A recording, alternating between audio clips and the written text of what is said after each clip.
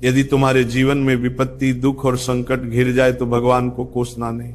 इसलिए बता रहे हैं, यह वह स्थिति प्रदान करने के लिए है जो तुम कभी किसी साधना से नहीं प्राप्त कर सकते।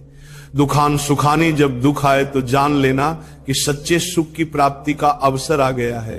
एक श्रीमद् भागवत में प्रसंग है, तक्षु ब्राह्मण कर ले। जमा करना केवल उसका लक्ष्य नहीं, उसका सदुपयोग होना धन्य है। जिन्होंने धन का सदुपयोग कर लिया, उसने सदुपयोग भी नहीं किया, ना तो शरीर में, ना देवी संपदा की प्राप्ति में, ना किसी धर्म में अचानक आग लग गई, धन नष्ट हो गया। परिवार वाले वैसे ही घृणा करते थे क्योंकि सुख सुविधा सब छोड़ दिए, उसे निकाल दिए घर का। उसने कभी भी धर्म नहीं किया था, जीवन भर धन कमाया, परिवार का खूब विस्तार था, कंजूस स्वभाव का था, खूब पैसा एकत्रित करता, परिवार को भी नहीं सुख सुविधाएं देता, ना स्वयं लेता। जब हम धर्म नहीं करते हैं तो एकत्रित किया हुआ धन विविध प्रकार से नष्ट हो जाता है। इसलिए बुद्धिमान वही है जो अपने धन का सदुपयोग कर से। संपत्ति का नाश कोई मित्र नहीं, कोई व्यवहारी नहीं। बड़ी अद्भुत घटना श्री कृष्ण चंद्र जी उद्धव जी को सुना रहे हैं। अब उसके मन में आया कि अरे पूरा जीवन जिस परिवार के लिए कोई मेरा नहीं, जो धन कमाया वो तो भस्म हो गया, अब क्या शरीर तो वृद्ध में पूरा जीवन चंद्र जी उद्धव जी को सुना रहे हैं, है अब क्या। तब हाथ उठाया और कहा, हे भगवान, अगर मेरी आयु अब कुछ भी है तो आज से मैं संकल्प लेता हूं, मेरा जीवन आपके लिए। और इतना बड़ा महात्मा हुआ कि भगवान उसका यश गा रहे हैं। पर देख लो, उसके लोग उसको थूकते, पीटते, मारते, उसको सह करके ऐसा ब्रह्म से बना कि भागवत में उसकी चर्चा है। दुख भगवान की प्राप्ति निश्चित करा देता है।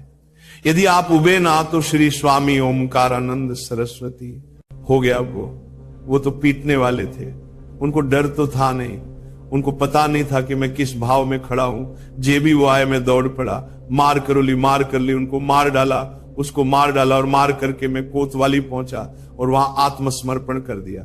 बिना किसी गवाही के, मेरी ही गवाही में मुझे तन्हाई की सजा दी गई। जब बहुत रोए कि ऐसा मैं कुछ किसी से नहीं सह गया। पर उन लोगों में एक था बहुत ही दुष्ट, उसने 2-3 दिन बाद फिर अकेले मुझे मारा। तब मेरे दिमाग में आया कि कब तक पीटता रहूंगा, अब इसको मैं मारूंगा। तो व्यापारी था ही, मैंने करौली खरीदी, उन्हीं के बिल्कुल यथावत शब्द करौली खरीदी और रास्ते में जहां मुझे पीटा था वही खड़ा दिया जाए। हे परमात्मा, हे परमेश्वर, मैं आजीवन आपका भजन करूंगा। ब्याह हुआ नहीं था, अब निकलने का कोई साधन नहीं। कुछ दिन तन्हाई के बाद जब बाहर उनको बैठाला गया, उन्होंने संकल्प किया, ना पानी पीऊंगा, ना भोजन पीऊंगा, प्राण त्याग दूंगा। अगर जीवित रहा और मुझे मुक्त अवस्था मिल गई तो मैं आजीवन संन्यास लेकर भगवान का, जब तक न्याय ना होगा तब तक तन्हाई की सजा। और उसमें था कि आसपास कीलें लगी थी, बस केवल खड़े हो सकते हो, बैठ सकते हो ना इधर ना इधर, बिल्कुल सीधा। जब वहां पहुंचा तब सोचा कि अरे ब्राह्मण के घर जन्म मिला और ये जीवन ऐसे कटेगा, ये तो भारी पाप हो गया हमसे। बस हाथ उठाया उसी तन्हाई में और कहा, एक बार मुझे अवसर, भजन करूंगा। ऑफिसर आते, डंडे से मारते, थप्पड़ मारते, लातों से मारते, पर ना मैं बोलता, ना मैं पानी पीता, ना भोजन करता। दृश्य संकल्प अब चर्चा का विषय बन गया। तो बोले बड़े अधिकारी कोई थे, वह आए और कहा हम एकांत में इससे बात करेंगे। तो हमसे कहा कि बोलो क्या बात है, क्या तुम निर्दोष हो, तुम्हें फंसाया गया है।